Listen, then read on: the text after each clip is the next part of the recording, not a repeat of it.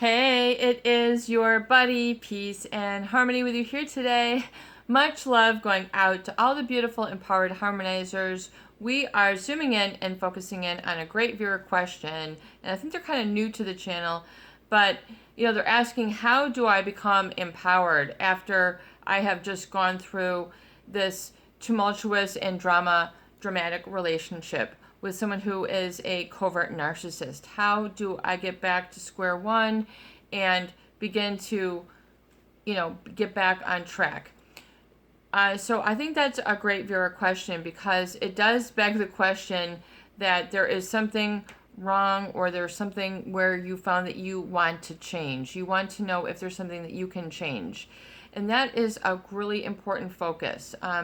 Because oftentimes, as a result of a relationship with someone who is a manipulator, someone who could be a malignant narcissist, a psychopath, someone who has deceived you, or who has withheld a lot of attention, affection, has left you on the down and out, and either feeling very empty or very angry. And so how do you get sort of a sense of a normalcy back? This is important because oftentimes through your relationship with someone who's very manipulative, it probably at some point got very abnormal, or not where the rest or most of people will find themselves in a relationship with a romantic other, a family member, a work colleague, a community member, what have you.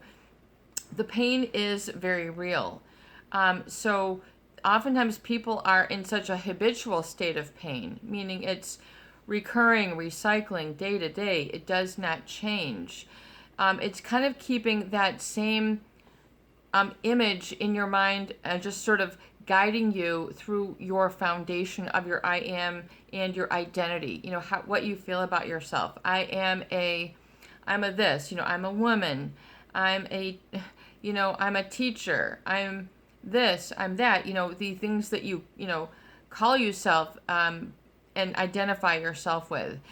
And so removing the infiltration, or sort of feeling tainted or adversely impacted by this individual, you have to take responsibility and matters into your own hands. Doing this, it really requires for you to be able to get perspective. A perspective which is different than the perspective which you've been holding, or the frame that you've been surrounding the other person with, and looking at things in a new light. This will provide you some relief and help you to become more responsible and not feel that you're perhaps carrying this heavy weight around. Realize that becomes a burden. It becomes a burden that more than you can carry. When it becomes that you're exhausted, it's because it's the pressure, the weight, the severity, the chronic, the frequency. It just becomes too much. So it's very important to keep these checks and balances. And how do you create a new normal, I think, is the question, because the abnormal becomes normal for you. In other words, being yelled at, being picked on, being bullied, not being talked to, that becomes normal for you. But it's not normal. So you need to get perspective and realize that to liberate is to make a change. It is to shift the energy. It is to say, I understand that I have been recycling and perpetuating this cycle of burden, of unhappiness, of negativity within.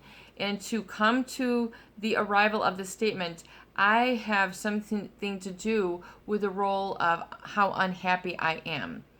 There is something that I am responsible for. Despite your life history, despite what you've been through, only you know what you want to do with it, and only you can do what you want with it and what you need to with it. Realize